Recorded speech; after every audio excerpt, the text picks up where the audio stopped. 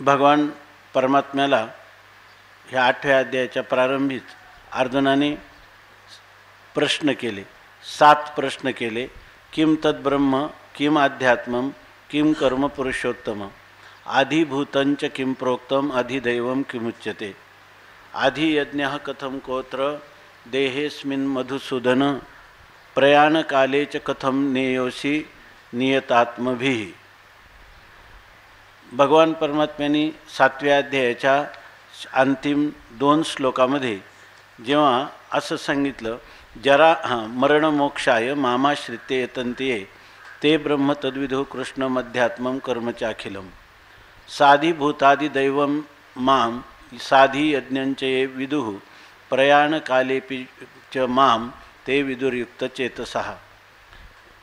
भगवान बोलत गेले की जरा आणि मरण यांच्यातून मुक्त होण्यासाठी जे लोक माझा आश्रय करतात आणि माझा आश्रय करणारे असे ते सर्व ह्या ब्रह्मस्वरूपाला यथार्थ रीतीनं साकल्याने जाणतात आणि कर्माचं काय स्वरूप आहे तेही जाणतात. इतकंच नाही तर आधिभूत, आधिदैव आणि आधियज्ञ याचंही स्वरूप जाणतात आणि प्रयाणकालच्या वेळेला माझं जे यथार्थ स्वरूप आहे त्या यथार्थ स्वरूपाचा त्यांना विसर होत नाही. म्हणजे मरणाच्या अव्यवहित पूर्वक्षणापर्यंत ते माझ्या यथार्थ स्वरूपाला कधीच त्यांना विसर होत नाही. ज्यांनी आयुष्यभर माझी सेवा, माझं भजन, प्रेमपूर्विका भक्ती ज्यांनी जीवनात केलेली आहे त्यांना हा लाभ होतो अशा प्रकारे सांगितलं. परंतु कृष्णम ब्रह्मविदु, ब्रह्म जाणतात, अखिलम कर्म, संपूर्ण जे कर्म आहे ते जाणतात. पण नेमकी कर्म शब्दाची शक्ती, ब्रह्म शब्दाची शक्ती, अध्यात्म शब्दाची किंवा त्याचबरोबर आधिभूत, आधिदैव आणि आधियज्ञ आणि प्रयाणकाळी मी कसा जाणला जातो हे जे विषय आहेत ह्या विषयांच्याबद्दल ती जी परिभाषा आहे भगवंतांनी योजलेली त्या पारिभाषिक शब्दाची शक्ती अर्जुनाच्या लक्षात आली नाही. म्हणून या ठिकाणी अर्जुनाच्या प्रश्नाचं बीज हे 2 श्लोक झाले आणि त्या प्रश्नाचं उत्थापन अर्जुनाने ह्या अध्यायामध्ये केलं. देवा तुम्ही हे शब्द उच्चारले परंतु मी या ठिकाणी अनुच्चिष्ट असे हे शब्द आहेत. म्हणजे माझ्या बुद्धीला याचं काही आकलन झालेलं नाही. माझी मेधाशक्ती किंवा स्मृतिशक्ती, माझी आकलन शक्ती मी पणाला लावून पाहिली परंतु त्या ठिकाणी विचाराच्या रचना न दाटती आणि अनुमानाच्या हेतूच्या दशनी न फुटती. किती त्या ठिकाणी निर्दुष्ट अशा हेतू मी लावून ह्या शब्दांचा अर्थ करण्याचा प्रयत्न केला परंतु कोणत्याही हेतुरूपी दाताने ती फुटत नाही, तुटत नाही आणि मला या ठिकाणी त्याचं ग्रहणही करता येत नाही, विचारही करता येत नाही. मग यासाठी आता तू मला ह्या पहिल्यांदा ह्या शब्दांचा तुला अभिप्रेत असणारा अर्थ सांग. असं सांगताना भगवंतांनी लगेच अर्जुनाला उत्तर दिलं आणि उत्तरामध्ये त्यांनी सांगितलं की अक्षरम ब्रह्म परमम स्वभावोध्यात्ममुच्यते, भूतभावोद्भव करो विसर्गाः कर्मसंज्ञिताः. असं सांगितलं. ह्या पहिल्या श्लोकामध्ये त्या 7 पैकी 3 प्रश्नांची उत्तरं दिली. 3 प्रश्नांची उत्तरं देताना भगवान सांगतात अक्षरम ब्रह्म परमम, जे काही निरतिशय अविनाशी असं तत्व आहे ते ब्रह्म आहे आणि स्वभावो अध्यात्म उच्यते आणि त्या ब्रह्माचीच शरीराधिष्ठान किंवा अंतःकरण अधिष्ठान साक्षी चैतन्य रूपाने असणारे जे प्रत्येगात्मतत्व आहे तेच ते ब्रह्म आहे. म्हणजे आत्माच ब्रह्म आणि ब्रह्मच आत्मा अशा प्रकाराने अर्जुनाला महावाक्याचा उपदेश केला आणि त्या उपदेशाने ब्रह्मच आत्मा, आत्माच ब्रह्म किंवा सर्वम यद अयम आत्मा किंवा अयम आत्मा ब्रह्म अशा प्रकारचं भगवंताचं जे मनोगत आहे ते ह्या अध्यात्म आणि ब्रह्म शब्दाने सांगितलं. आता तिसरा प्रश्न जो होता किम कर्म पुरुषोत्तम, कर्म म्हणजे काय, तर त्या कर्माचं एक उत्तरार्धाने उत्तर दिलं भूतभावोद्भव करो विसर्गाः कर्मसंज्ञितः, म्हणजे प्राणीमात्रांची उत्पत्तीला कारण होणारा अशा प्रकारचा जो विसर्ग म्हणजे देवतांच्या उद्देशाने चरू पुरोडाश इत्यादी द्रव्य देवतांच्या उद्देशाने समर्पण करणं, याला यज्ञ याला कर्म असं म्हणतात असं सांगितलं. कारण यज्ञ शब्द जो आहे त्या यज्ञ शब्दाविषयी 4थ्या अध्यायामध्ये बराच विषय येऊन गेला. द्रव्ययज्ञास तपोयज्ञ योगयज्ञास तथा परे स्वाध्याय ज्ञानयज्ञाश्च यतयः संशितव्रताः. मग या ठिकाणी काही द्रव्ययज्ञ आहेत, काही तपोयज्ञ आहेत, योगयज्ञ आहे, स्वाध्याय यज्ञ आहे, ज्ञानयज्ञ आहे. आणि ह्या सगळ्या यज्ञांमध्ये त्यांनी सांगितलं एवं बहुविधा यज्ञा वितता ब्रह्मणो मुखे. या ठिकाणी ब्रह्मणाच्या मुखातून म्हणजे ह्या वेदाच्या द्वारा अनेक प्रकारचे यज्ञ अशा रीतीनं सांगितलेले आहेत. पण कर्मजान विद्धितान सर्वान, हे सर्व यज्ञ हे कर्मजन्य आहेत असं सांगितलं, किंवा यज्ञरूप कर्मजन्य असे जे यज्ञ आहे. तर हे सगळे जाणणारा जो पुरुष आहे तो ज्ञात्वा विमोक्षसे, म्हणजे याच्यामध्ये भगवंताचं चांगलं बघा.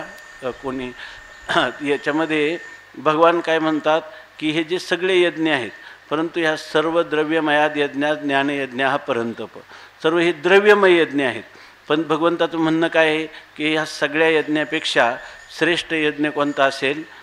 ज्ञानयज्ञ हा श्रेष्ठ आहे. सर्व द्रव्य यज्ञाहुनी ज्ञानयज्ञ मोठा, अनुष्ठान करिता याचे भव होय खोटा. यज्ञ सांगत असताना हा ज्ञानयज्ञ जो आहे, ब्रह्मार्पणम ब्रह्महवीर ब्रह्माग्नौ ब्रह्मणाहुतम ब्रह्मैव तेन गंतव्यम ब्रह्मकर्म समाधीना, अशा प्रकारचं हे जे ज्ञान आहे हे ज्ञान सर्वामध्ये श्रेष्ठ आहे. सर्व यज्ञामध्ये ज्ञानयज्ञ श्रेष्ठ आहे. मग हे बाकीचे जे यज्ञ आहेत ते कर्मजन्य आहेत, म्हणजे यज्ञरूप कर्म केला असताना त्याच्यापासून पुण्य किंवा पाप आपलं पुण्यरूप अदृष्ट उत्पन्न होतं. आणि त्या देवतांच्या उद्देशाने जर ते कर्म केलं तर त्याचा उपयोग काय होतो? सृष्टीधारणेमध्ये देवान भावयतानेन ते देवा भावयंतो वहा परस्परम भावयंतः श्रेयः परमवाप्स्यथ इष्टान भोगान्हि वो देवा दास्यन्ते यज्ञभाविताः तैर्दत्तान प्रदायभ्यो यो भुंक्तेस्तेन एव सहा. यामध्ये भगवंतांनी सांगितलं देवतांच्या उद्देशाने जेव्हा आपण यज्ञामध्ये त्यांना द्रव्य समर्पण करतो, त्यामुळं प्रसन्न झालेले देवता तुमच्या ज्या इप्सित अर्थाची पूर्तता करतात. अशा रीतीनं तुम्ही देवता ते भजाल देव तुम्हा तुष्टतील आईशी परस्परे घडेल प्रीती जेथे. याप्रमाणे तुमचा हा काय परस्परामध्ये असणारा विनिमय आहे की तुम्ही देवतांच्या उद्देशाने द्रव्य अर्पण करायचं आणि त्याच्या मोबदल्यामध्ये देव तुमच्या इच्छा पूर्ण करतील असं सांगितलं.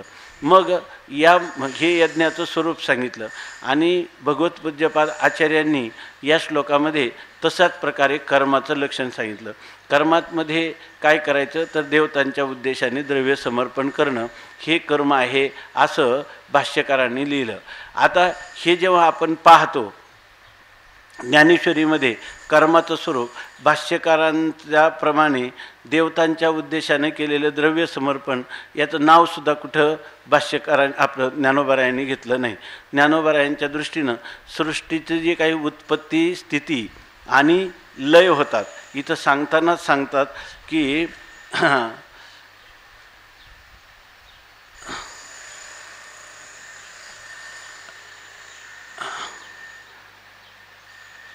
मनवनी करता मुदलन दिसे आणि शेखी कारणही काही नसे माझी कार्यची अपैसे वाढो लागे. पहिल्यांदा असं सांगितलं की एकाच परमात्म्यावर ह्या संपूर्ण जगताचा भास होतो. संपूर्ण परमात्म्यावर हे जगत अध्यस्त आहे असं सांगितलं आणि त्याच्यामध्ये करता मुद्दल न दिसे, तर तुम्हाला त्याचा मूलभूत करता कोण आहे ह्या जगद उत्पत्तीचा तोही तुम्हाला दिसत नाही. बरं, शेखी कारणही काही न दिसे आणि शेवटी त्याचं कारण कोण आहे हेही आपल्याला निश्चित दिसत नाही. सकाळीच आपण विचार केला कारण कोण आहे, प्रकृती हे त्याचं परिणामी उपादान कारण आहे असं सिद्ध करता येतं का? नाही, कारण जड प्रकृतीचा स्वतंत्र परिणाम होईलच कसा जगदरूपाने. वर्णन म्हणजे अपेक्षित आहे अर्जुनाला कर्म शब्दाचा अर्थ. आणि भगवान काय सांगतात, ह्या जगताची उत्पत्ती कशी होते. आणि ही जगताची उत्पत्ती होत असतानाही भगवान या ठिकाणी असं सांगत नाही की ह्या जगताच्या कारणाचा विचार जसा इतर दर्शनकारांनी केला, स्वभावम ईश्वरम कालम यदृच्छा नियतीम तथा परिणामंच मन्यन्ते प्रकृतीम पृथुदर्शिनाः.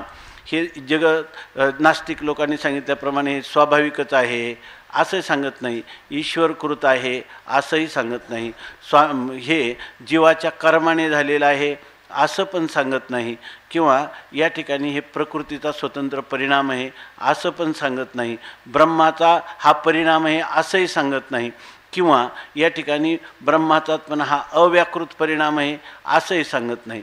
कारण काहीच दिसत नाही. मग याचं कारण कोण आहे, तर त्याचं कारण आहे जन्माद्यस्य यतः या सूत्राने सांगितलेलं, किंवा यतो वा इमानी भूतानी जायन्ते ह्या श्रुतिवचनानुरूप असं दिसून येतं की ह्या सर्वांचं मूलभूत कारण किंवा अधिष्ठान हे ब्रह्मचैतन्य आहे. मग त्या ब्रह्मचैतन्यावर हे जगत म्हणजे मूळ कारण त्याचं ब्रह्मचैतन्य आहे. म्हणजे ब्रह्मचैतन्यापासून हे जगत उत्पन्न होतं. पण ब्रह्मचैतन्य असंग निर्विकार असल्यामुळं त्याच्यापासून होऊ शकत नाही. प्रकृती जड असल्यामुळं केवळ प्रकृतीपासून होऊ शकत नाही. आणि जगताची प्रतीती तर येते. जर ह्या प्रतीती जगताच्या आली म्हणून कुठं बिघडलं. ह्या जगताच्या प्रतीतीचा एवढा विचार दार्शनिक प्रांतामध्ये का केला गेला याचा विचार केला तर ज्ञानोबाराय सरळ सांगतात, आगापै पंडुकुमारा येता स्वरूपाची आघारा करी तशा आडवारा विश्वाभासू जो. आपल्याला हा विश्वाचा आभास हा आपल्या मूलभूत असणारा आपला आत्मस्वरूप त्याचा आपल्याला यथार्थ ज्ञान होऊ देत नाही. आपल्या आत्मस्वरूपाच्या घरात जाण्याला प्रतिबंध करतो. आपलं जे जीव ब्रह्मैक्य ज्ञान आहे त्या ज्ञानाला प्रतिबंध करतो. म्हणून ह्या विश्वाचा विचार करावा लागतो, जगताचा विचार करावा लागतो. आणि ह्या कर्म सांगत असताना हा जगद विचार या ठिकाणी सांगितला अध्यारोपाच्या भाषेत. आणि त्यानंतर माऊली म्हणतात की जर बारकाईनं विचार केला तर त्या ठिकाणी जगताची उत्पत्ती, जगताची स्थिती आणि जगताचा लय ह्या सगळ्या गोष्टी अधिष्ठानाशी काहीही संबंधित नाही. फक्त अधिष्ठानाचं सत्ता स्फुरण घेऊन या ठिकाणी हा मायेचा झालेला परिणाम आहे. परंतु ही माया आणि माया कार्य हे दोन्हीही सदसद विलक्षण अनिर्वचनीय मिथ्या असल्यामुळं त्यांचा अधिष्ठानावर कोणत्याही प्रकारचा परिणाम होत नाही. अधिष्ठान ह्या माया आणि माया कार्य यांनी अस्पर्शित अचुंबित असतं. अशा प्रकारचा विचार केला. आणि मग नंतर सांगतात तत्वतः पाहायला गेलं तर अधिष्ठान जे आहे त्या अधिष्ठानामध्ये कोणताही परिणाम न होता, अधिष्ठानाच्या पूर्वरूपाचा परित्याग न होता हे जगत भासतं. म्हणजे हे फक्त भासणं, प्रतीती मात्र असणं एवढंच, याचं प्रतीती मात्रा एवढंच जग आहे. आणि ते प्रतीती जी येते तर तीसुद्धा प्रतीतीकाली प्रतीती उपहित चैतन्य, प्रतीतीला येणाऱ्या पदार्थ उपहित चैतन्याच्या ठिकाणी त्या पदार्थाचा त्रैकालिक अत्यंताभाव आहे अशी खरी स्थिती आहे. मग अशी जर स्थिती आहे तर याचा अर्थ या ठिकाणी परमात्म स्वरूपाचा आणि जगताचा कोणताच संबंध नाही. कोणाचा कोणाशी न धरे संबंध आहे शुद्ध बुद्ध ठाईचे ठाई. प्रत्येक आत्मस्वरूपाच्या ठिकाणी हा व्यष्टी देह त्याचा त्रैकालिक अत्यंत अभाव आहे. आणि व्यापक चैतन्याच्या ठिकाणी जर पाहिलं तर त्याच्या ठिकाणी माया आणि माया कार्याचा म्हणजे समष्टी माया आणि माया कार्याचा त्रैकालिक अत्यंत अभाव आहे. म्हणजे याचा अर्थ जे विशुद्ध असणारं प्रत्येक आत्मस्वरूप आणि विशुद्ध असणारं जे ब्रह्म चैतन्य हे दोघांचं स्वरूप एकच आहे. त्यांना फक्त व्यष्टीदृष्टीनं आत्मा नाव आलं आणि समष्टीचा अधिष्ठानाची कल्पना केली म्हणून ब्रह्मचैतन्य नाव आलं. वास्तविक आत्माच ब्रह्म आहे आणि ब्रह्मच आत्मा आहे. हे कधी कळेल आपल्याला? आता हे कधी कळेल तर ज्या वेळेला हा व्यष्टी किंवा समष्टी प्रपंच हा त्या अधिष्ठानावर केवळ भासमात्र आहे किंवा तो कल्पित आहे, सदसद विलक्षण अनिर्वचनीय मिथ्या आहे हे जर कळलं तर मग मावळवीत विश्वा भासू नवल उदयला चंडांशू तो अद्वयाब्जनी विकासू वंदो आता. तर आपल्याला ह्या अद्वैत रूपी जो सूर्य आहे तो आपल्या जीवनामध्ये उदित होईल अशा प्रकारची स्थिती आहे. हा झाला तत्त्वज्ञानाचा प्रांत. पण या ठिकाणी हे जे प्रश्न केले त्या प्रश्नामध्ये भाष्यकार मात्र असं सांगतात, कर्माचं वर्णन करतात. म्हणजे कर्माचं वर्णन करताना सांगतात देवतांच्या उद्देशाने केलेला जो द्रव्य त्याग त्याला यज्ञ, त्याला कर्म असं म्हणतात. हे कर्म कोणते? यज्ञरूप असणारं कर्म, हा असा त्याचा अर्थ झाला. आणि इथं तर मात्र त्याचं वर्णन केलं नाही. मग या ठिकाणी भाष्यकारांचा आणि ज्ञानोबारायांचा सांगण्यामध्ये भेद आहे का? म्हणजे त्याचं जे व्याख्यान आहे त्या व्याख्यानामध्ये बरंचसं काही भेद आहे असं आपल्याला वाटू शकतं. पण तशा प्रकारचा भेद तर निश्चित असणं संभवनीय नाही. कारण ज्ञानोबाराय जिथं स्वतः म्हणतात की व्यासांचा मागोवा घेतो, भाष्यकारा ते वाट पुसतो, अयोग्य ही मी न पवतू के जाईन.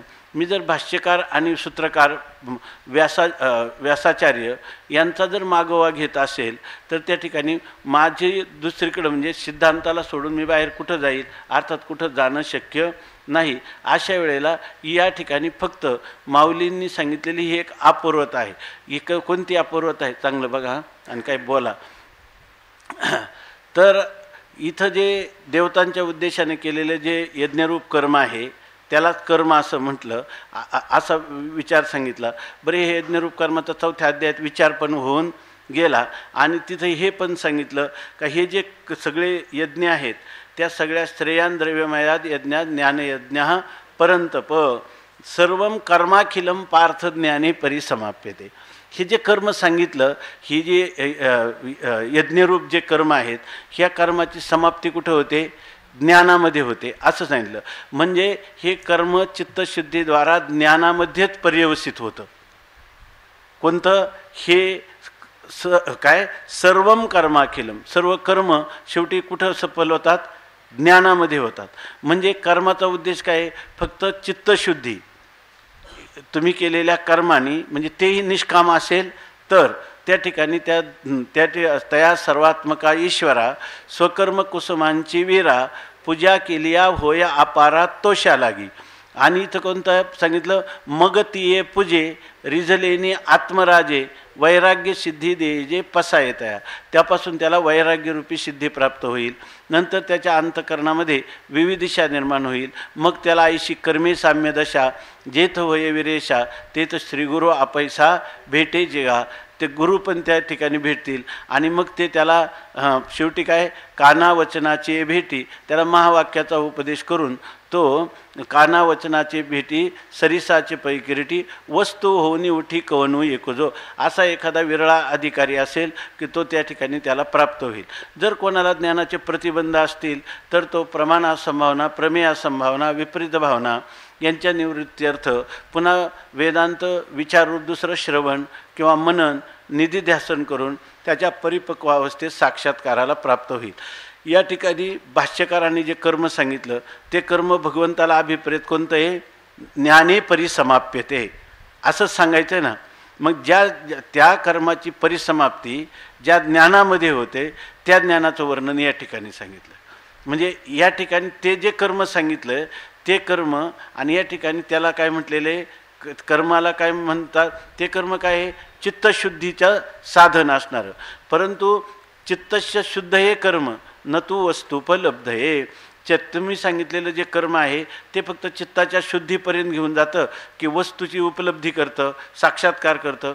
ते तर करत होत नाही. तो महावाक्यापासून आपल्या जीव ब्रह्मैक्य ज्ञान दुसरा कोणताही मार्ग नाही अशी स्थिती आहे की नाही. मग आता या ठिकाणी ज्ञानोबारायांनी जे कर्म सांगितलं त्या कर्माच्या जागेवर काय सांगितलं? जगत सांगितलं. बरोबर ना? ते अध्यारोपाच्या भाषेत सांगितलं. पुन्हा त्याचा अपवाद केला. अध्यारोप अपवादातून काय सांगितलं? निष्प्रपंच तत्व सांगितलं. बरोबर आहे ना? अध्यारोप अपवादाभ्याम निष्प्रपंचोयम प्रपंचते. त्यांनी निष्प्रपंच असणारं, केवल असणारं, कार्यकारण विवर्जित असं असणारं कार्यकारणाचं अधिष्ठान जे आपलं आत्मतत्व ते ब्रह्मरूपाने सांगितलं आहे की नाही. मग या ठिकाणी त्यांच्यामध्ये भेद काय झाला? एकाने त्या कर्माचं प्राथमिक स्वरूप सांगितलं आणि एकाने त्या कर्माचं जे काही उद्दिष्ट आहे ते सांगितलं. ते उद्दिष्ट जे आहे ते ज्ञानोबरायांना अपेक्षित आहे का भाष्यकारांना अपेक्षित आहे? दोघांनाही ते अपेक्षित आहे की नाही. त्यामुळं त्याच्यामध्ये काही विरोध आहे अशातला काही भाग नाही. तर काय होईल, कदाचित ज्ञानोबराय जर भाष्यकारांना विचारतील मी असं केलं पण इथं माझं लिहिणं हे ठीक आहे का असं जर विचारतील तर ते काय म्हणतील की माझं मूळ जे मनोगत आहे त्या मनोगत मला हेच होतं. कारण मी काय म्हटलेले या ठिकाणी सर्वम कर्माखिलम पार्थ ज्ञाने परी समाप्यते. तर तुम्ही याची काय केलेली परिसमाप्ती केली. खरं तर परी आणि सम ना याच्यामध्ये कोणता धातू आप धातू दोन उपसर्गपूर्वक लागून खरी प्राप्ती म्हणजे आपल्या स्वस्वरूपाची उपलब्धी. परिसमाप्ती म्हणजे सम्यक आपती म्हणजे आपल्या परिपूर्ण आपल्या आत्मस्वरूपाचा संशय विपर्ययित बोध होणं. आणि त्याच्यासाठी ते कर्म हे साधन आहे का कर्म करणं सांगण्यात तात्पर्य. उलट त्या कर्माचं वर्णन पुढं 9व्या अध्यायात येतं की त्याच्यामध्ये कर्म जरी केलं तर त्या कर्माचं फल भोगण्यासाठी पुन्हा जन्माला यावं लागतं आणि जन्माला आल्यानंतर कर्म केलं की पुन्हा त्या ठिकाणी त्याच्यासाठी जन्म काय कुर्वते कर्म भोगाय आणि कर्म कर्तुंच भुंजते अशी जी स्थिती आहे हे सांगण्यात भगवंताचं तात्पर्य आहे का? ह्या अध्यात्म मार्गात कर्माचा निष्काम कर्माचा उपयोग चित्तशुद्धीसाठी होऊन तो साधक चित्तशुद्धीद्वारा त्या ब्रह्मस्वरूपाला प्राप्त होतो आहे की नाही. कारण त्याच्यामध्ये असणारे जे चित्ताच्या मलाची काय होते निवृत्ती करण्यासाठी ते कर्म उपयोगाचं आहे. परंतु पुढं जाऊन त्याचं उद्दिष्ट काय आहे की ज्ञान गंतव्य प्राप्तव्य त्याचं ज्ञानच आहे. तेव्हा तुम्ही जो अनुवाद केला ह्या कर्मपदाचा तर ते काय आहे या ठिकाणी मी जे अनुक्त आहे मला सांगायचं तेच होतं पण ते सांगितलं गेलं नाही. ते उक्त अनुक्त दुरुक्तानां संग्रह यत्र क्रियते तद्ग्रंथम वार्तिकम आहो वार्तिकज्ञा मनीषिणः. जे मला सांगायचं होतं म्हणजे जे त्या मूळ ग्रंथकर्त्याला उक्तम सांगितलेलं नंतर न सांगितलेलं अनुक्त आणि दुरुक्तम जे कळण्याला अत्यंत कठीण आहे हे अनाकलनीय आहे त्या पदार्थाचं स्पष्टीकरण करणं याला म्हणतात वार्तिक. मग भाष्यकार काय म्हणतील माऊली नम्रपणाने सांगतील तुम्हालाच वाट विचारित आणि तुमच्या वाटेवरच चालतानाच हे शब्द स्फुरलेले तुमच्याच अनुग्रहाने. परंतु ह्या शब्दांची योजना ठीक आहे का तर ते काय म्हणतील की मी केलेलं जे काही भाष्य आहे त्या भाष्याचे वार्तिककार तुम्ही ज्ञानेश्वरीच्या रूपाने झालेले आहात. अशा प्रकारचं त्याचं स्पष्टीकरण करता येईल की नाही. म्हणून या ठिकाणी असं भाष्यकार वेगळे सांगतात आणि माऊली वेगळे सांगतात असं काही विचार करण्याचं काही कारण नाही. कारण काय कर्म जे कर्म आहे उलट ते कर्म काय आहे की तुम्हाला तेतम भुक्त्वा स्वर्गलोकम विशालम क्षीणे पुण्य मर्त्यलोकम विशंती एवं त्रयी धर्म मनुप्रपन्ना गतागतम काम कामा लभंते. असं भगवंताचं मनोगत आहे की नाही. असं व्यासांचंही मनोगत आहे की नाही. हे ज्ञानेश्वर महाराजांचं पण आहे आणि हे भाष्यकारांचं पण आहे. हे श्रुतीचं पण मनोगत आहे. मग सगळ्यांचं जर असेल तर अशा प्रकारचं सकम कर्माचा तर विषयच नाही. राहिलं निष्काम कर्म. त्या निष्काम कर्मामध्ये देवतेच्या उद्देशाने तुम्ही समर्पण केलं तर ते तुम्हाला देवान भावयतानेनं हे पाहिजे का अपेक्षित हे तर तुम्हाला अपेक्षित नाही. मुमुक्षुला हे कर्म सकाम कर्म अपेक्षितच नाही. राहिलं निष्काम कर्म. ते निष्काम कर्म चित्तशुद्धीचं साधन आहे. पण चित्तशुद्धीच्या साधनामध्ये कर्माने मोक्ष स्वतंत्ररित्या प्राप्त होतोय का? विचार काय चाललेला आहे मोक्ष प्राप्तीचा विचार चाललेला आहे. मग ते मोक्ष जो प्राप्त होईल तो केवळ कर्माने प्राप्त होईल का? कर्म उपासने कर्मज्ञान यांनी होत नाही. या ठिकाणी केवळ काय आहे ज्ञानादेव तू कैवल्यम.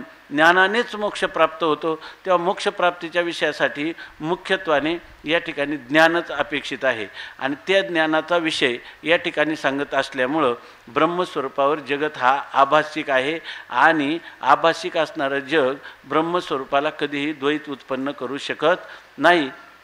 मग अध्यारोपात मानलेल्या जगताचा अपवाद केला असताना तुम्हाला तुमच्या स्वरूपाची उपलब्धी करून देता आली की नाही, आणि ती जी उपलब्धी झाली ही ज्ञानोबरायांनी करून दिली की नाही, ती भाष्यकारांनी त्या ठिकाणी तीच त्यांना अपेक्षित होती का नाही, भाष्यकारांनी तिथं लिहिले का ही गोष्ट, लिहिली नाही. मग आता ती लिहिली नाही, पण तिला अपूर्व रीतीनं कथन किंवा निरूपण कोणी केलं, ज्ञानोबरायांनी. याचा आचार्यांना सर्वात अधिक आनंद होऊन ते त्यांना गाढ आलिंगन देतील की नाही, अशा प्रकारची स्थिती आहे. म्हणून आपण ह्या भाष्यामध्ये याच्यामध्ये काही भेद, दुसरं काही बोलायचं असलं तर बोला, याच्यामध्ये काही भेद आहे असं काही मानता येणार नाही. आचार्यांचंच मनोगत माऊलींनी सांगितलं. पुन्हा कोणत्या वेळेला हे ज्ञानाचं ज्ञानाचं जे फल आहे मोक्ष, त्या मोक्ष विचार चालू असताना ह्याच प्रकाराने कर्माचं निरूपण केलं पाहिजे.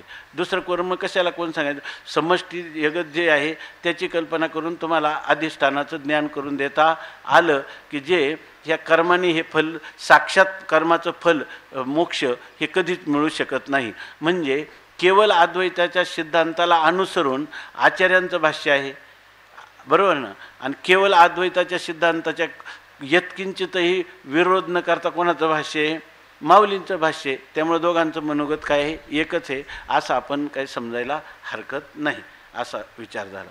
आता यानंतर पुढचा श्लोक आहे हा, अधिभूतं क्षरो भाव पुरुषश्चाधिदैवतम अधियज्ञो हमेवात्र देहे देहभृतां वर.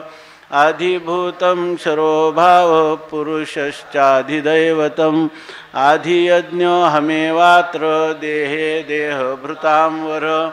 अधिभूतं क्षरो भाव पुरुषश्चाधिदैवतम अधियज्ञो हमेवात्र देहे देहभृतां वर.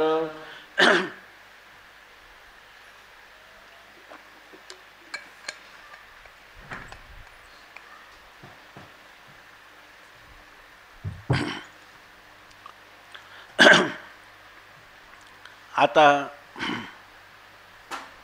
या ठिकाणी अर्जुनाने पहिल्या श्लोकामध्ये प्रश्न केले होते, 3 प्रश्नाची उत्तरं झाली. पण पहिल्या श्लोकात आधिभूतंच किं प्रोक्तम आधिदैवम किमुच्यते. आता आधिभूत कशाला म्हणतात आणि आधिदैव कशाला म्हणतात, हे 2 प्रश्न म्हणजे मिळून 5 प्रश्न पहिल्या श्लोकात केले होते. आणि राहिलेले 2 प्रश्न, आधियज्ञ कथम कोत्र. आधियज्ञ म्हणजे आधियज्ञ कथम आणि आत्र काहा. या आत्र म्हणजे अस्मिन देहे, या देहामध्ये तो आधियज्ञ कुठं आहे, आणि प्रयाणकालेच कथम नेयहा अशी नियतात्मभी.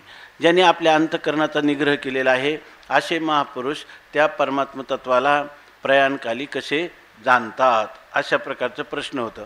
तर आता यामध्ये हे जे आधिभूत म्हणजे काय आणि आधिदैव कशाला म्हणतात याविषयीचा विचार सांगतात. आणि त्याचबरोबर दुसऱ्या श्लोकातल्या पूर्वार्धात जो आधियज्ञ विचारला तो आधियज्ञासंबंधाने सांगतात. म्हणजे 3 प्रश्नांची उत्तरं या दुसऱ्या आपल्या 4थ्या श्लोकामध्ये देतात. अधिभूतं क्षरः भावः पुरुषः च अधिदैवतम अधियज्ञः अहम एव अत्र देहे देहभृतां वर. इथं सांग, हे देहभृतां वर क्षरः भावः अधिभूतं पुरुषः अधिदैवतम. हे देहभृतां वर अत्र देहे अधियज्ञः अहम एव. हे देहभृताम वर अर्जुनाला संबोधन आहे. देहभृताम म्हणजे देहधारी असणारे जे मानव आहेत त्या सर्वांमध्ये वर म्हणजे श्रेष्ठ असणारे हे अर्जुना. जेवढे देहधारी प्राणी आहेत त्या प्राण्यांमध्ये हे अर्जुना तू सर्वश्रेष्ठ आहेत, म्हणून त्याला हे देहभृताम वर असं संबोधन देतात. नंतर सांगतात क्षरा हा भाव. हा क्षर म्हणजे क्षरती, क्षरती म्हणजे ज्याचा नाश होतो. आणि क्षराह भाव हा म्हणजे विनाशी असणारा भाव किंवा पदार्थ, ज्याचा विनाश होतो त्याला म्हणतात क्षर असणारा भाव. म्हणजे विनाश, ज्याचा विनाश होतो असा विनाशी किंवा विनाशवान असणारा पदार्थ, हेच अधिभूतम. हेच काय आहे? अधिभूतम म्हणजे भूतसंबंधाने असणारं तत्व आहे, म्हणजे वास्तवता आहे, वस्तुस्थिती आहे की क्षरः भावः अधिभूतम. अधिभूत म्हणजे कशाला म्हणायचं? जेवढे जेवढे विनाशी पदार्थ आहेत त्यांना काय म्हणतात? अधिभूत असं म्हणतात. क्षरम भावः अधिभूतम. विनाशी भाव हेच अधिभूत आहे. म्हणजे ज्याला अधिभूत अधिभूत म्हणतो त्या अधिभूतातली तात्विकता काय आहे? सगळे ते पदार्थ विनाशी असतात. नंतर पुरुषः अधिदैवतम. आता पुरुष, पुरुषु शेते इति पुरुषः. शरीररूपी नगरामध्ये जो शयन करतो त्याला म्हणतात पुरुष. आणि हा पुरुषाचं दुसरं नाव काय आहे? अधिदैवतम. या ठिकाणी शरीरामध्ये शयन करणारा पुरुष म्हणजे कोण आहे? जीव आहे, जीवात्मा. तेव्हा जीवात्म्यालाच अधिदैवत असं म्हणतात.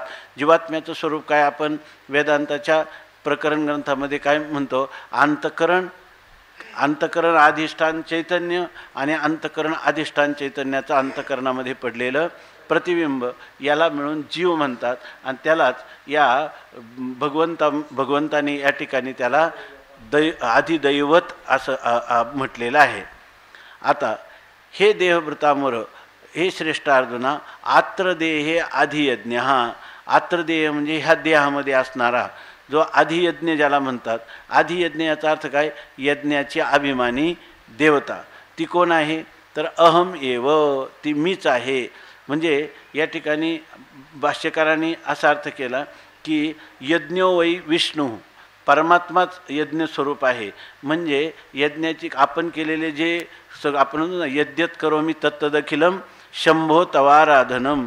यज्ञो वै विष्णू किंवा आहे ते सकळ कृष्णाशी अर्पण, न कळता मन दुजे भावी. त्याप्रमाणे ह्या यज्ञाचं आपण दिलेलं समर्पण कोणाला होतं? परमात्म्यालाच होतं. या ठिकाणी म्हणून यज्ञाची अभिमानी देवता कोण आहे? तर ती अधियज्ञ ज्याला म्हणतात, तर ते कोण आहे? अहम एव, मीच अधियज्ञ आहे.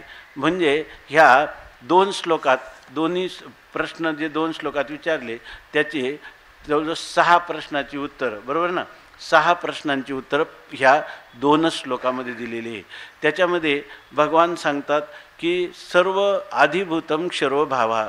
जेवढे जेवढे विनाशी पदार्थ आहेत किंवा विनाशी प्राणी आहेत ते सगळं विनाश पावणारे जे आहेत त्याला काय म्हणतात? अधिभूत. अधिदैवम किमुच्यते? तर अधिदैव पुरुषाच्या अधिदैवतम, जीवाला अधिदैवत असं म्हणतात. आणि अधियज्ञ अहमेवात्र. आणि अधियज्ञ कोणाला म्हणतात? मला म्हणतात. म्हणजे अधियज्ञ कोण आहे? मी आहे. असं ह्या श्लोकामध्ये साधारण भाष्यकारांना अनुसरून अशा प्रकारचं चिंतन त्यांनी केलेलं आहे. आता या ठिकाणी माऊली ह्या श्लोकावर व्याख्यान करतात, विस्तृत व्याख्यान करतात. आता अधिभूत जे म्हणिपे तेही सांगो संक्षेपे, तरी होय आणि हरपे आभ्रदैसे. साहित्यिक भाषेत वेदांताचं अत्यंत गूढ असं रहस्यात्मक ह्या पारिभाषिक शब्दांचा स्पष्ट अर्थ माऊली ह्या ओव्यांच्या द्वारा सांगतात. आता आपल्याला काय कळलं? आपल्याला एवढंच कळलं की जे विनाशी पदार्थ असतात त्यांना काय म्हणतात? अधिभूत असं म्हणतात. जो जीवात्मा आहे त्याला अधिदैव असं म्हणतात. आणि परमात्म्याला काय म्हणतात? अधियज्ञ असं म्हणतात. असे हे 3 शब्द आपण ऐकले, 3 शब्दांची 3 उत्तरं. परंतु अजूनही आपली कशी स्थिती आहे? अर्जुन त्यावेळी मागाची होता, आहे की नाही? अर्जुन म्हणतो की पहिल्या श्लोकाचं ऐकत असतानाच ह्या शब्दांचा अर्थ कळेना, तर तुम्ही काय केलं?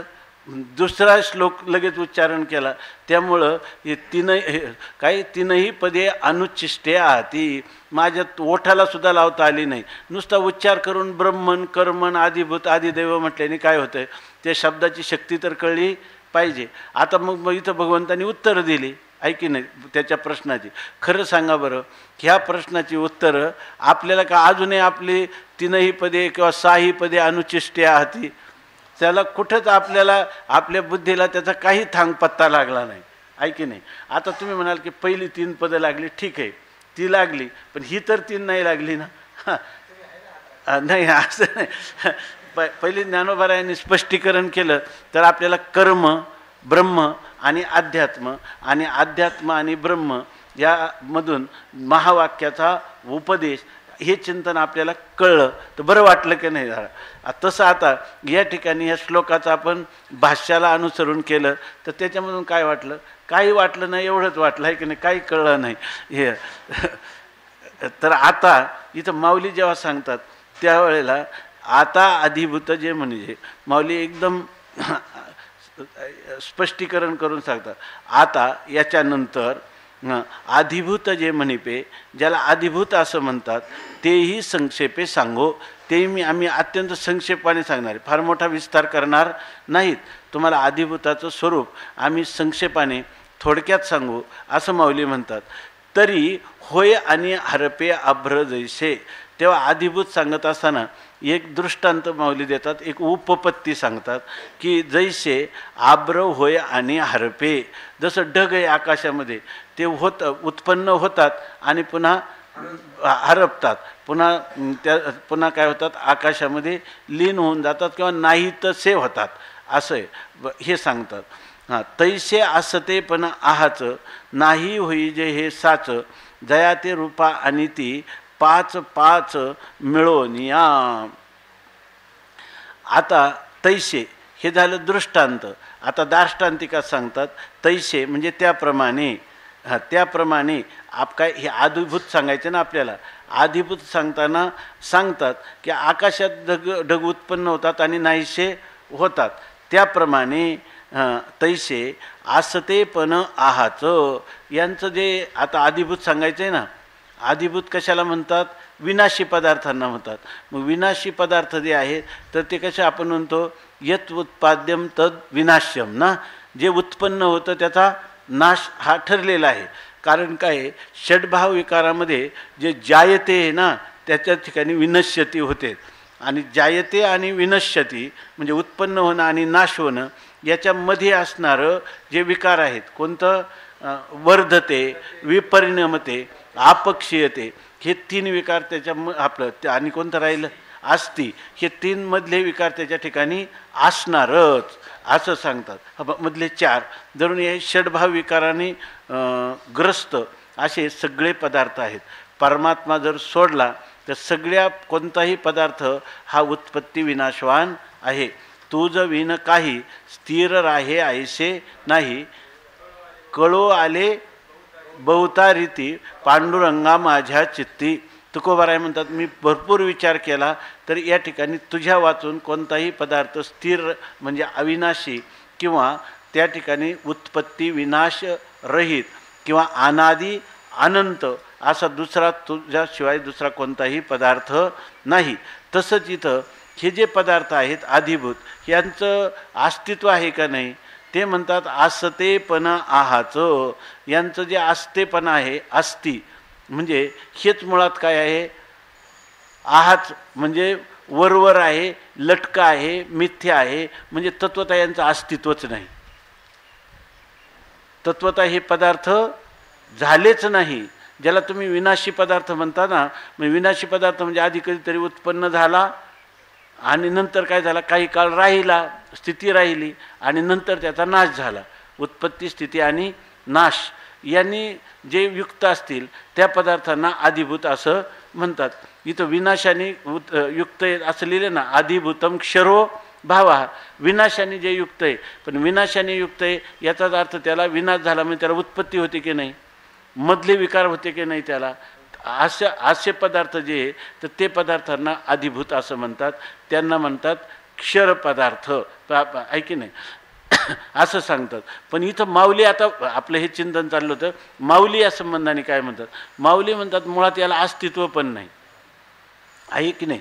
ह्या सूर्योदय जे आहे आपलं, मृगजळ जे आहे ते मृगजळ जे आहे संध्याकाळी आपण म्हणतो याचा नाश झाला, सूर्यास्तानंतर नाहीसं होतं. आणि मग मृगजळ कधी सूर्योदयापूर्वी असतं का, सूर्यास्तानंतर असतं का, दुपारी दिसतं की नाही.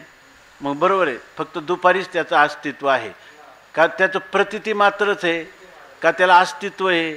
अरे जो पदार्थ प्रतिती मात्र आणि बाधयोग्य असतो तो पदार्थ आपल्याला कितीही प्रतितीला आला तरी त्याला कधीही सत्यत्व येऊ शकत नाही, कारण त्याचा नियम असा आहे की जे अगोदर नाही, आदौ नास्ती आणि अंते नास्ती, आदौ अंतेचे यन नास्ती, जे अगोदर नाही, उत्पत्तीच्या पूर्वी नाही, नाशानंतर नाही, तो पदार्थ मधल्या काळामध्ये दिसला तरीसुद्धा वर्तमानेपी तथा, तो वर्तमान काळात असला तरी दिसत नाही. स्वामी महाराज सांगायचे मृगजळ सूर्योदयापूर्वी नाही, सूर्यास्ताप्रमाणे नाही, सूर्यास्तानंतर नाही, पण दुपारी दिसल्याशिवाय राहत नाही, तरी पण मृगजळ जळ नाही. आहे की नाही? तसे हे जे पदार्थ आहेत हे जरी प्रतीतीला येत असले तरी प्रतीतीला येत असतानाही त्या प्रतीतीला येणाऱ्या पदार्थाचा त्या प्रतीतीला येणाऱ्या पदार्थोपहित किंवा प्रतीती उपहित चैतन्याच्या ठिकाणी दोन्हीकडे म्हणता येईल ना, त्याचा काय आहे?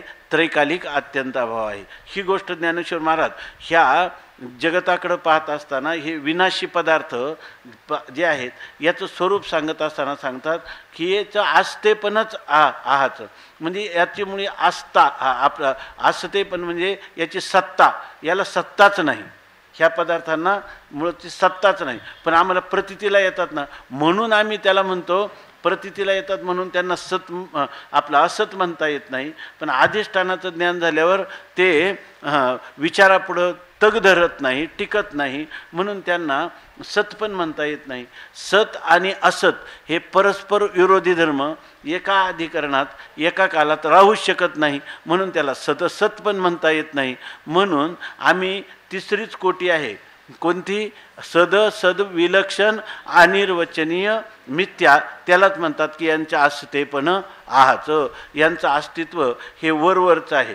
पण मग तत्वता सांगा ना, वरवरचं आहे, वरवरचं म्हणजे काय? खरं सांगू का? यांचं असतेपण म्हणजे प्रतिती म्हणता नाही होई जे हे साच, खऱ्या रीतीनं साच म्हणजे वस्तुस्थितीनं पाहिलं तर ते पदार्थ नसतातच.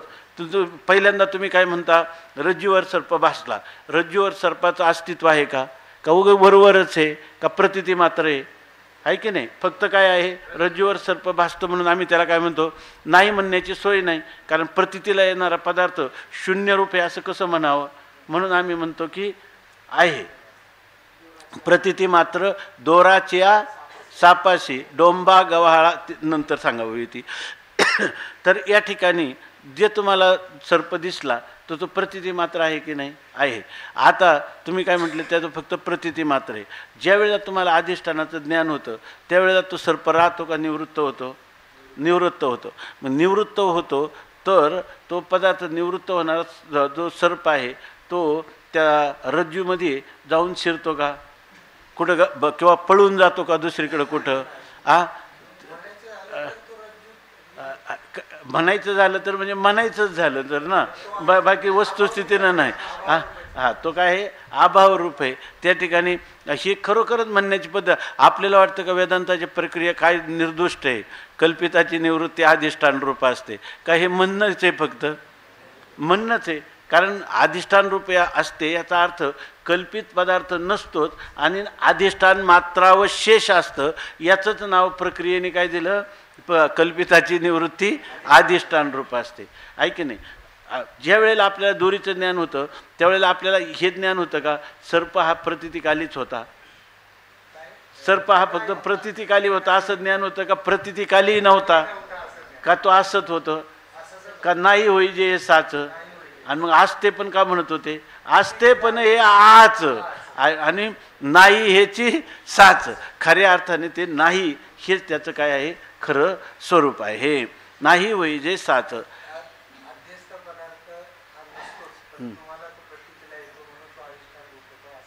असं आम्ही म्हणतो का? म्हणणंच आहे तुमचं फक्त.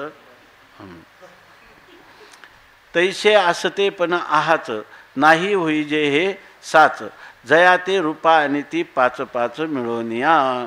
हे विनाशी पदार्थ कसे आले? पुन्हा सारखं बोलायचं झालं ना तर येतात अध्यारोप. सकाळीच आपण विचारसागरामध्ये चिंतन केलं, वेदांताची भाषा कोणती आहे हे आपल्या लक्षात आलं पाहिजे.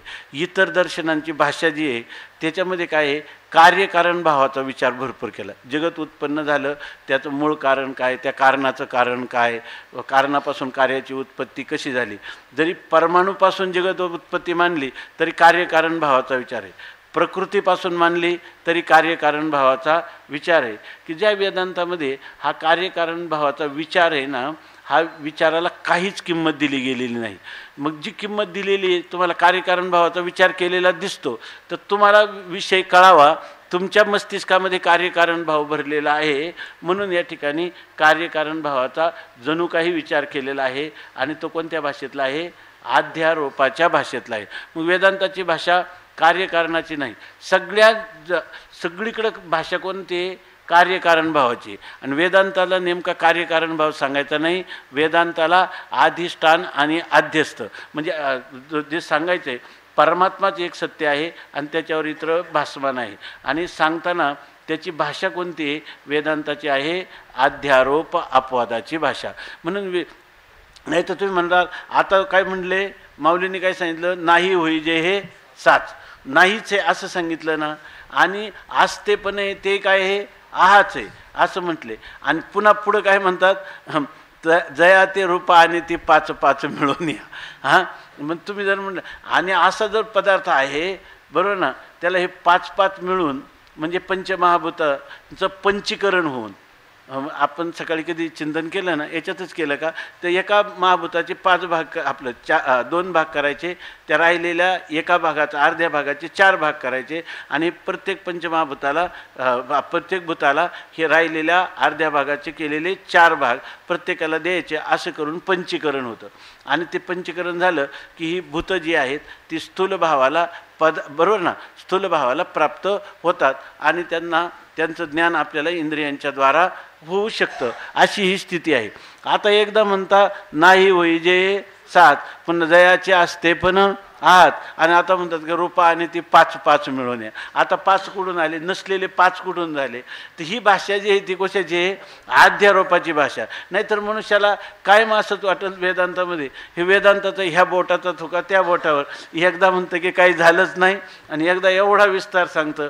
बरं, सांगताना स्वतःचे नाही सांगत, सांख्यांच्या कारिका वगैरे घेऊनच सांगतंय.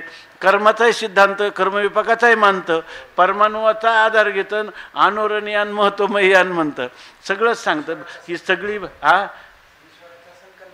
ईश्वराचा काय, जीवाचं कर्म मानलं नाही का, ईश्वराचा संकल्प मानला नाही का, सगळं मानलेलं आहे. कर्मविपाकाचा सिद्धांत मानला नाही का, सगळं मानलेलं आहे. योगाचं पार निराकरण केलं आहे का, काहीच नाही. यांना स्वतःचं मतच नाही. काही लोक तर म्हणतात यांचं खंडन नावाचं आहे, पण सगळ्यांची जी मतं आहे ना ती एकत्र करून सांगितली. ती सगळ्यांची मतं कुठं दिसतात, अध्यारोपामध्ये. त्याचं खंडन जे ते कळत नाही, म्हणून वाटतं की सगळ्यांची मतं एकत्र करून सृष्टीची प्रक्रिया सांगितली. पण त्यांना सांगण्यात काय नाही, तात्पर्यच नाही. कोणतंही जरी घेतलं, त्यांनी सांगितलं आज सकाळी काय सांगितलं, सवेची मोडोनी ये ढोंडी ब्रह्मगोळकाची. सवेची ह्या शब्दाने तुम्हाला दृष्टीसृष्टीवाद नाही दिसत का, दृष्टीसृष्टीवाद आहे त्याच्यामध्ये. म्हणजे याचा अर्थ हे कार्यकारण भाव जो आहे तो जेव्हा कार्य उत्पन्न होतं आपल्याला त्या कारण त्याच्या अगोदर असलं पाहिजे. काही तर कारण आणि कार्य दोन्ही एकाच वेळेला उत्पन्न होतं, एकाच उत्पन्न होतं. याचाच अर्थ जिथं कार्य आणि कारण हे जर दोन्ही युगपत उत्पन्न होत असतील तर अर्थात त्यांच्यातला कार्यकारण भाव हा मिथ्या असलाच पाहिजे. म्हणजे तो सांगण्यात वेदांताचं तात्पर्य नाही, अशी स्थिती आहे की नाही. म्हणून सांगतात की या ठिकाणी तैसे असते पण आहाच, नाही होई जे साच, आणि जया ते रूपा आणि ती 5 5 मिळून या. हे पंचमहाभूतांचं परस्परामध्ये ते पंचीकरण झालं का मग प्रत्येक भूतामध्ये काय आहे, प्रत्येक भूतामध्ये एक भूत आहे का मग 5 भूत आहे, त्यालाच काय म्हणतात, पंचात्मक ही महाभूत होतात पंचीकरणानंतर. भूताते अधिकरुणी असे, भूताते अधिकरुणी असे आणि भूतसंयोगे तरी दिसे, जे वियोग वेळे भ्रंशे नामरूपादिक. इथं बघा, भूताते अधिकरुणी असे, हे जे नामरूपादिक हे भूतसंयोगे भूताते अधिकरुणी असे, आणि जे वियोग वेळे म्हणजे भूत वियोग वेळे नामरूपाधिक भ्रंशे, याचा अन्वय होतो का ओळीचा? याचा अर्थ असा आहे, भूतांचं काय झालं, पंचीकरण झालं, बरोबर ना? पंचीकरण झाल्यानंतर भूताते अधिकरुणी असे, हे पंचीकरण होऊन हे जे पदार्थ दिसतात आपल्याला, म्हणजे जे विनाशी पदार्थ प्रतीतीला येतात, ती ती कशाच्या आश्रयाने आहेत? हे सगळे पदार्थ भूताते अधिकरुणी असे, म्हणजे पंचमहाभूतांच्या आश्रयाने होतात. आणि पंचमहाभूताच्या आश्रयाने जेव्हा होतात त्यावेळेला भूतसंयोगे म्हणजे त्या पंचमहाभूताचा एकमेकांशी संबंध झाला असता, संयोग संबंध झाला असता, त्यावेळेला ते प्राणी मात्र कसे होतात, तर नामरूपाधिक दिसे, त्यांच्या ठिकाणी आपल्याला काय दिसतं, नाम रूप दिसतं. जर ते पदार्थ जेव्हा त्या पंचमहाभूतांचं पंचीकरण होऊन स्थूल भावाला येतील त्यावेळेला ते काय होतात, इंद्रियांना गोचर होतात, इंद्रियांना गोचर होतात. आणि मग ह्या पदार्थाचा अमक नाम आणि रूप, इथं नामरूपाधिक असं म्हटलेलं आहे. नामरूपाधिकाने काय घ्यायचं, नामरूपाधिक असं म्हटलंय. पुढं माऊली सांगतात ना, नामरूप संबंधू जाती क्रिया भेदू हा आकाराशीच प्रवादू वस्तूशी नाही. याचा अर्थ काय आहे की ज्या वेळेला ह्या भूतांचं पंचीकरण होतं तेव्हा त्यांना नाम रूप जाती क्रिया संबंध भेद हे सगळं प्राप्त होतं, पंचीकरण होईल तेव्हा. आणि वियोग वेळे जेव्हा त्या पंचमहाभूतांचा एकमेकापासून वियोग होतो, बरोबर ना, म्हणजे सृष्टीच्या ज्या प्रलय कालामध्ये ही प्रक्रिया होताना सगळी भूतं एकमेकापासून विभक्त व्हायला लागतात. त्यावेळेला विभक्त झाल्यानंतर आता नामरूपाधिक राहतं का त्यांचं? नाम नाही, रूप नाही, संबंध नाही, जाती नाही, क्रिया नाही, भेद नाही, आहे की नाही, अशी स्थिती होते. म्हणजे हे जे पदार्थ आहे जेव्हा पंचीकरण होतं पंचमहाभूतांचं तेव्हाच दिसतात, आणि जेव्हा त्यांचा पंचमहाभूतांचा वियोग होतो त्यावेळेला हे नामरूपाधिक भ्रंशे हे देखील भ्रष्ट होतात, म्हणजे नाहीशी होतात, म्हणजे इंद्रियाला गोचर होत नाही. हे चालले चिंतन कशाचं,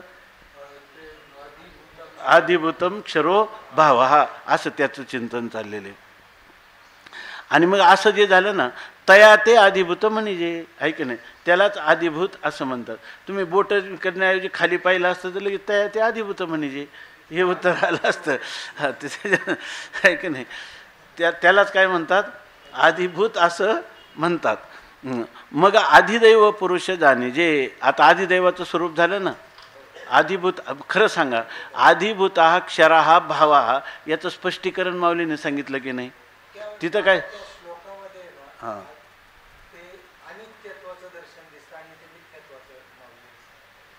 फार चांगले, फार चांगली गोष्ट आहे की या ठिकाणी श्लोकामध्ये काय ते नाशवान पदार्थ आहे, म्हणजे जणू काय उत्पन्न झाले आणि नाश पावले. बरं, भाष्यकारांना या ठिकाणी जणू काय सांगायचं नाही, वास्तव सांगायचं का? नाही, वास्तव नाही सांगायचं. मग असं म्हणून का म्हणता तुम्ही? हां हां, शब्दशः म्हटलं तर त्या ठिकाणी हे पदार्थ उत्पन्न होतात आणि नाश म्हणतात, म्हणून अनित्य हे पदार्थ अनित्य. आणि त्या अनित्य पदार्थांना काय म्हणतात, आदिभूत असं म्हणतात, बरोबर ना. अनित्य म्हणजे विनाशी, विनाशी म्हणजे कोणते, उत्पत्ती विनाशशील पदार्थांना, असं त्याचा ते शब्दातून आपल्याला अर्थ घेता येतो. आणि माऊलींनी इथं जो अर्थ सांगितला तो अर्थ काय सांगितला, काही असा हेतू आहे ना, जे जे अनित्य असतं ते मिथ्या असतं, मिथ्यात्वाला अनित्यत्व हा हेतू दिलेला आहे ना. आणि जो मुमुक्षु आहे तो पहिल्यांदा काय असतो, नित्यानित्य विवेक त्याच्या ठिकाणी असावा लागतो. सत्य मिथ्या विवेक तर नसतो, पण ज्याच्या ठिकाणी नित्यानित्य विवेक आहे तो जेव्हा श्रवण करतो त्याला वेदांत श्रवणाने काय होतं, नित्यानित्य विवेक नाही होत, त्याला नित्यानित्य विवेक पूर्वीच होता. त्याचं पर्यवसान कशात होतं, सत्य आणि मिथ्या विवेकात होतं, किंवा आत्मानात्म विवेकामध्ये होतं. तर इथं असं तुम्ही म्हणू शकता की भाष्यकारांच्या सांगण्यातून नित्यानित्य विवेक प्रगट होतो आणि माऊलींच्या सांगण्यातून आत्मानात्म विवेक प्रगट होतो, किंवा सत्य मिथ्या विवेक प्रगट होतो, असं म्हटलं तर काही हरकत नाही. हां हां हां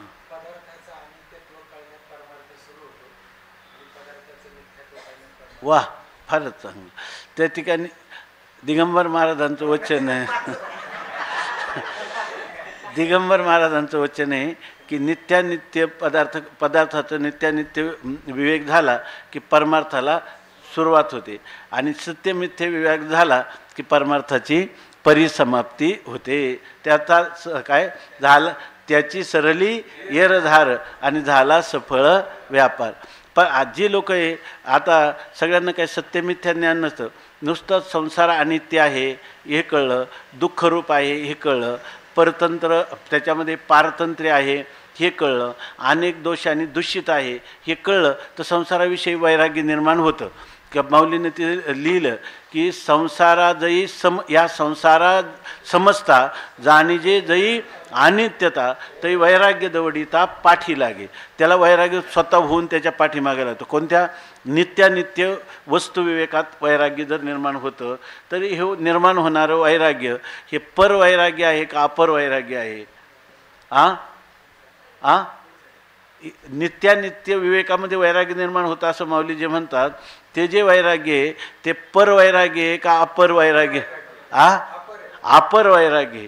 मग परवैराग्य अपरोक्षानुभूतीमध्ये कोणतं सांगितलेलं आहे? सत्यमिथ्या विवेक, जगन मिथ्यात्व निश्चय हेच खरं काय आहे? वैराग्य आहे. ते वैराग्य परवैराग्य आहे. आता सांगतात काय? तया ते आधिभूत म्हणजे त्याला आधिभूत असं म्हणतात. मग आधिदैव पुरुष जाणीजे. मग आता आधिदैव कशाला म्हणतात याचं उत्तर सांगतात. बरोबर ना? तिथं आधिदैव कशाला म्हटलेलं आहे? जीवाला आधिदैव म्हटले. जीवाला आधिदैव असं म्हटले म्हणजे जीव याचाच अर्थ काय आहे? आधिदैव असं आपल्याला कळलं. याच्यातून काय कळलं जीवाचं स्वरूप? हां, हे कळलं. तर बरं तर नाही आपल्याला हेच म्हणायचं आहे, पारिभाषिक जे शब्द आहे त्या शब्दांची शक्ती लवकर कळत नाही.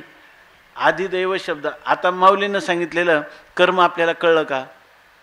अध्यात्म, ब्रह्म, आधिभूत अजूनही नाही कळलं. हां, आता काय? आता कळलं की नाही? आता आधिदैव सांगतात. तर आधिदैव पुरुष जाणीजे. आधिदैव कशाला म्हणतात? पुरुषाला आधिदैव म्हणतात, आहे की नाही? आता पुरुष म्हणजे कोण? जीव असं आपण सांगितलं होतं. आता तरी जीव म्हटलं तरी जीव म्हणजे तरी काय? तर पुन्हा अंतःकरण किंवा अविद्या पण ना, ज्याला उपाधी लागलेली आहे असं अंतःकरण किंवा अविद्या, अधिष्ठान, चैतन्य, त्या अधिष्ठान चैतन्याचा अविद्या किंवा बुद्धीमध्ये पडलेलं प्रतिबिंब आणि बुद्धी, या तिघांना मिळून काय म्हणतात? जीव. का यालाच पुरुष म्हणलं तर चालेल का? हेच आधिदैव आहे. परंतु ज्याला ही प्रक्रिया काही माहीत नाही त्याच्या बुद्धीवर आरूढ होईल असं माऊली याचा आधिदैव शब्दाचा अर्थ करतात की मग आधिदैव पुरुष जाणीजे कोण? जेने प्रकृतीचे भोगिले उपार्जिले. ते म्हणतात की प्रकृतीचे भोगीजे उपार्जिले भोगीजे. या ठिकाणी ज्यांनी काय पहा, आधिदैव कोणाला म्हणतात किंवा पुरुष कोणाला म्हणतात किंवा जीव कोणाला म्हणतात? जीव कोणाला म्हणतात? तर या ठिकाणी प्रकृतीचे उपार्जिले म्हणजे प्रकृतीनं उत्पन्न केलेलं आणि त्याचा हा जो भोग घेतो, आहे की नाही? ही सगळी सृष्टी जी आहे ही सगळी सृष्टी काय? प्रकृतीचा परिणाम आहे. आणि जीव तिथं बीच में चांद भाई मी करताय असं म्हणतो, आहे की नाही? किंवा हे भोग जे आहे ते माझ्यासाठी आहे. बरोबर ना? ईश सृष्टम आणि जीव भोग्यम. जो ईश्वराने किंवा प्रकृतीनं कशाने म्हणा तुम्ही निर्माण केलेली जी सृष्टी आहे ती सृष्टी माझी भोग्य म्हणतो, त्याला म्हणतात जीव. आता याच्यात तुम्हाला काय एवढे हे माहीत पाहिजे का? काही तुम्हाला आता हे एवढं माहीत पाहिजे का? तुम्ही लगेच म्हणा अधिष्ठान चैतन्य कसं? बुद्धी दिसत नाही, अधिष्ठान चैतन्य दिसत नाही आणि तिथं प्रतिबिंब दिसत नाही आणि तुम्ही म्हणता हे जीवाचं लक्षण आहे, ऐका नाही? असं जीव असू शकतो का नाही ज्याला हे लक्षण कळलं नाही? असं प्रक्रिया ऐकूनच ना. प्रक्रिया ऐकूनच काय कळलं तर त्याचं उत्तर येतं का काही कळलं नाही, एवढंच कळलं, आहे की नाही. परंतु माऊली जेव्हा सांगतात की प्रकृतीचे उपार्जिले भोगे तो काय आहे, आज जीव आहे असं सांगतं. म्हणजे जे जे पदार्थ आहेत ईश्वर सृष्ट किंवा प्रकृतीचं कार्य, तर ते पदार्थ काय आहे, माझे भोग्य म्हटला की तो झाला जीव, आहे की नाही. म्हणून या ठिकाणी ही जी ईश्वरसृष्टी आहे ती खरी जीवाला सुखदुःखाला कारण होते का ईश्वराची सृष्टी कारण होते का जीवाने निर्माण केलेली, जीवाने निर्माण केलेली. जीव म्हणतो का हे हे माझी पत्नी, हा माझा मुलगा, हे माझं धन असं म्हणतो. बाकी ते तर काय आहेत, प्रकृतीची कार्य आहेत. त्यांच्याशी हा जर नाही म्हटला तर याचा काय संबंध आहे, त्याचा काहीच नाही संबंध. काय संबंध? आणि सुखदुःख जर यांनी संबंध जोडला नाही तर त्याला सुखदुःख तरी होतील का, होणार नाही. आता जेने प्रकृतीचे भोगीजे उपार्जिले, जो चेतनेचा चक्षु, जो इंद्रिय देशीचा अध्यक्षु, जो देहास्तमानी वृक्षु संकल्प विहंगमाचा. आता ते म्हणतात जो चेतनेचा चक्षु, या ठिकाणी चेतना म्हणजे बुद्धी, आणि त्या बुद्धीचा जो चक्षु आहे म्हणजे बुद्धीचाही जो डोळा आहे, किंवा दुसरा अर्थ चेतनेचा म्हणजे बुद्धीमध्ये पडलेलं जे प्रतिबिंब, त्या प्रतिबिंबाचंही मूळ बिंब तो त्या चेतनेचा चक्षु आहे. किंवा म्हणायचं झालं चेतना बुद्धीलाही म्हणतात, बुद्धीचा हा द्रष्टा आहे. आणि इंद्रिय देशीचा अध्यक्षू, आणि जे काही इंद्रिय रूपी देश आहे त्या देशाचा असणारा अध्यक्षू, मुख्य अधिपती, किंवा त्या इंद्रियांचा देखील तो द्रष्टा आहे. म्हणजे हा फक्त कोण, हा जीव जो आहे तो, बरोबर ना, तो जो जीव आहे तो जीव हा चेतनेचा चक्षु आहे की नाही. म्हणजे तो खऱ्या अर्थाने पाहिलं तर बुद्धीचा द्रष्टा आहे का नाही, बुद्धीचा द्रष्टा आहे. आणि इंद्रिय देशीचा अध्यक्ष आहे का नाही. इंद्रिय ही सर्व ज्ञानेंद्रिय कर्मेंद्रिय यांचं आधिपत्य कोणाकडे आहे, जीवाकडंच आहे.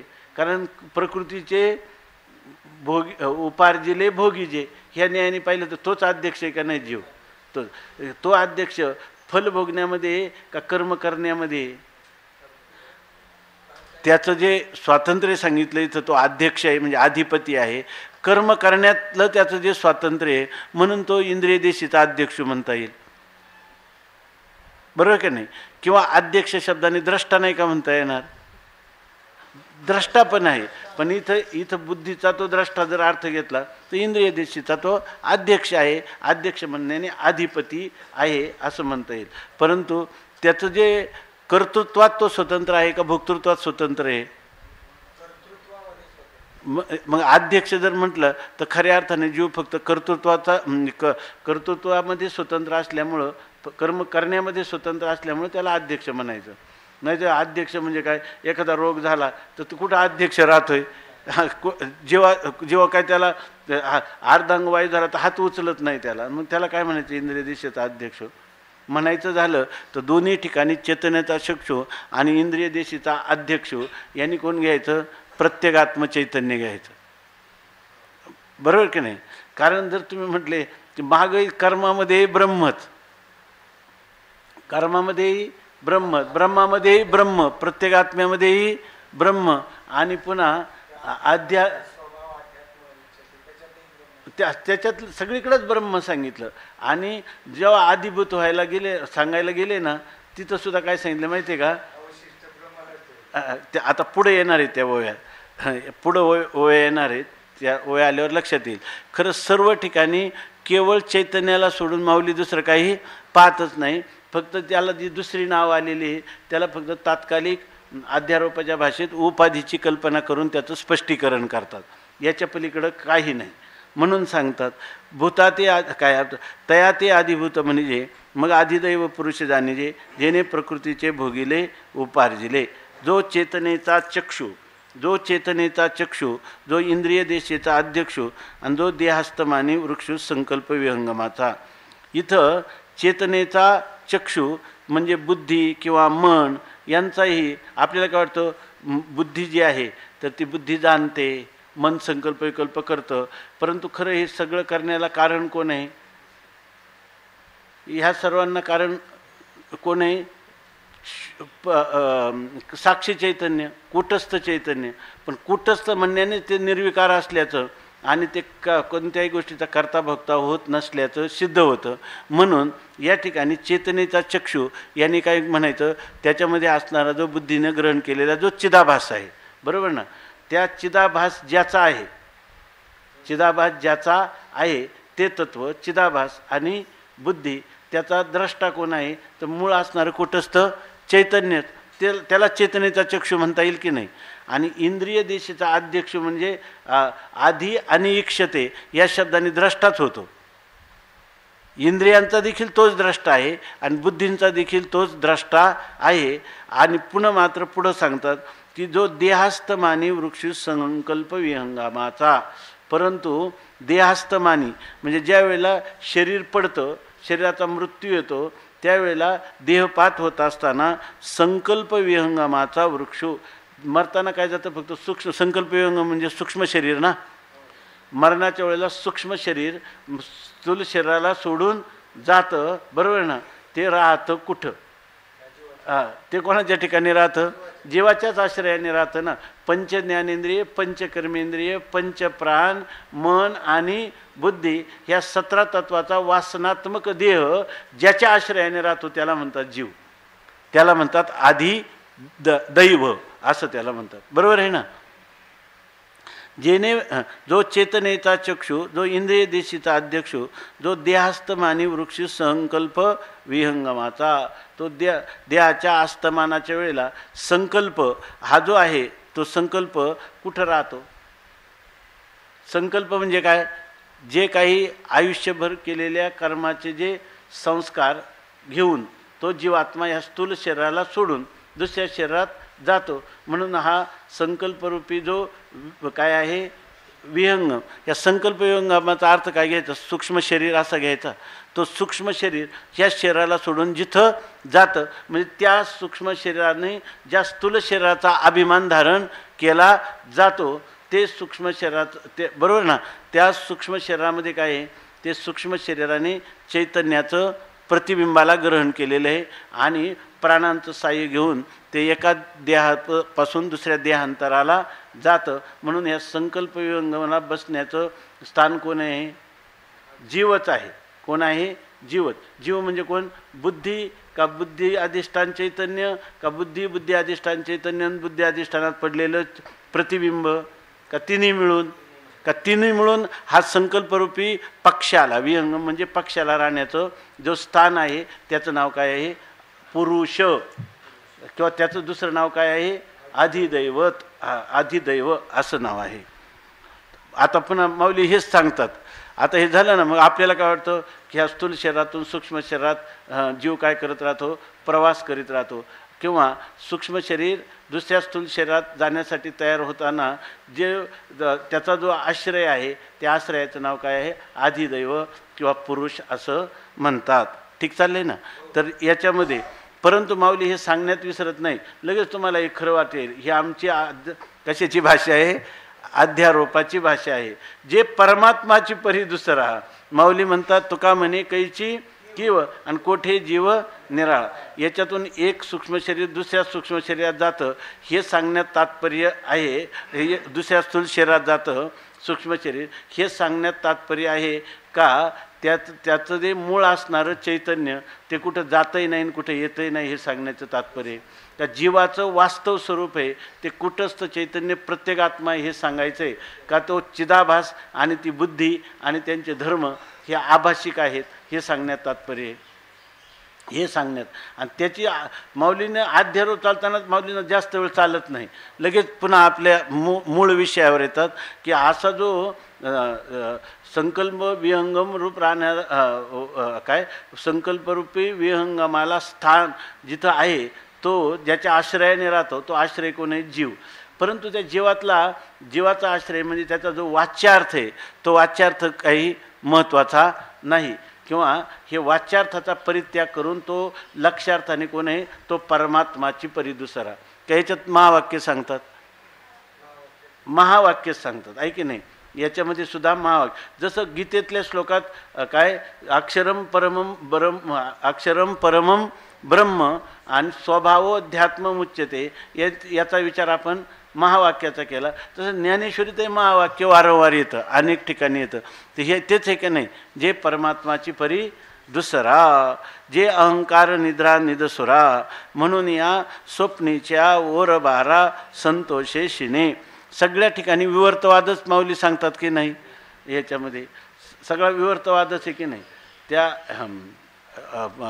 डॉक्टर चालिकवार आहेत ना, त्यांनी काहीतरी 445 का काय 540 ओव्या स्वप्न आणि विवर्ताचा सांगणाऱ्या अशा निवडून काढल्या. ते म्हणजे विलासवाताला उत्तरच द्यायची गरज नाही, एवढ्या ओव्यात त्यांच्या पुढं करायच्या, तर याची संगती सांगा. याच्यातून आहे की नाही, अन्वय व्यतिरेकाने सांगितलं जात आहे, परंतु याच्यामध्ये सांगितलेला जो वाद आहे तो विवर्तवाद आहे, चिद्विलासवाद मुळीच नाही. जर असतं तर माऊलीने एवढे ओव्या दिल्या असत्या का याच्यावर? त्यांनी त्या काढल्या त्या ओव्या आणि असं सांगितलं.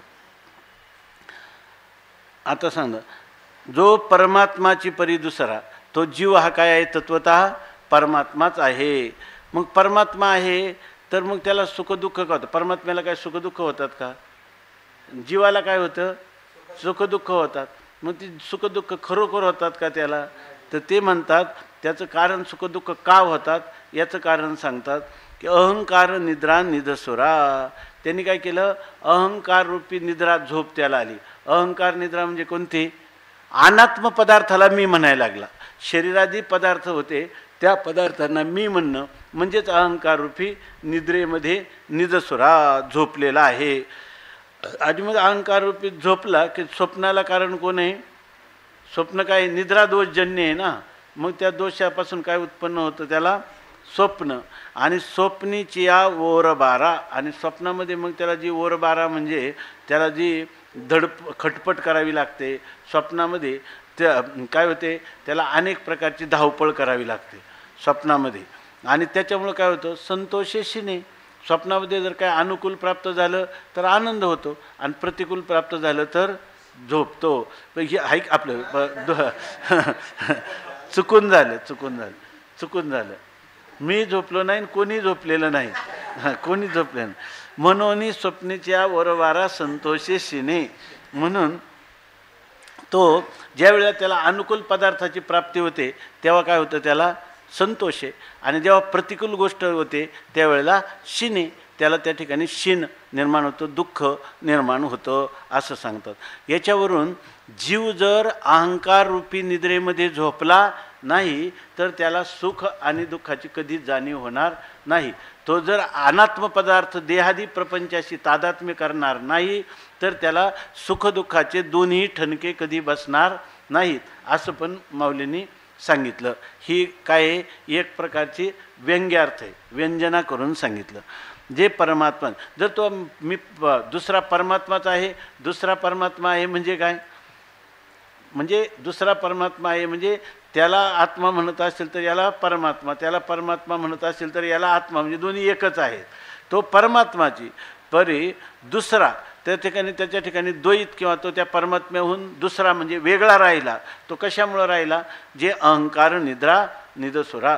माणसाने तुकाराम महाराज म्हणतात नुसतं देहाला मी म्हटलं का त्याच्या ठिकाणी त्याला पापाला सुरुवात झाली.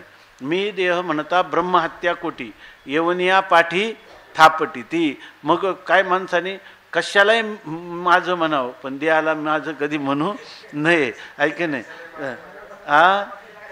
तुकाराम महाराज म्हणतात काय? देह आणि देह संबंधे निंदावी. गुथे बाबा सांगायचे नेहमी, देह आणि देह संबंधे निंदावी इतरे वंदावी श्वान सुकरे. या ठिकाणी गाढवाला डुकराला वंदन करावं परंतु आपल्या नातेवाईकाला माझं म्हणू नये आणि या शरीराला मी म्हणू नये असं. कारण काय? ते जे इतर जे लोकांना जर म्हटलं ना ते बिचारे आपल्याविषयी तादात्म्य भ्रांती ठेवणार नाही. ऐक नाही, स्वामी महाराज म्हणायचे की मालक आहे ना, ज्या घोड्याला माझं म्हणतो तो घोडा जेव्हा मरतो तेव्हा मालक जो आहे तो रडतो. मालक रडतो की घोडा मेला म्हणून, पण मालक मेला म्हणून घोडा कधीच रडत नाही. म्हणून इतरांना माझं म्हणलं तरी काय हरकत नाही. पण हे जे आहे हे रडवतात पण आणि रडतात पण. म्हणून गुले बाबा म्हणायचे की सगळ्या कोणालाही जे काही लोक आहे बऱ्याच वेळेला त्या प्रश्नोत्तरीमध्ये लिहिले की सगळ्या वेळेला असं म्हणतात की सर्व लोकांना परमात्मा रूपाने पाहावं, आणि मग नातेवाईकांचा मात्र सर्व संघ परित्याग सांगितलेला आहे. हे का असं सांगितलं त्यांनी? कारण त्यांनी सांगितलं की अनंत जन्माच्या संस्कारामुळं अगोदरच आत्मीयता असते, आणि त्यांनी जर आणखीन ठेवली तर त्याचं मग त्याला जास्त त्रास होतो. इतर लोक आपल्याशी तादात्म्य ठेवत नाही आणि ते अगोदरच दूरचे असतात, त्यामुळे ते तादात्म्य सुटू शकतं, हे लवकर सुटत नाही. म्हणून देह आणि देह संबंधे निंदावी, इतरे वंदावी श्वान सुकरे. जो परमात्माची परी दुसरा, जे अहंकार निद्रा निजसुरा, म्हणून स्वप्नीच्या ओरबारा संतोषे शिने. पुंडली कवरदा हरी विठ्ठल श्री ज्ञानदेव तुका. एकच राहिले.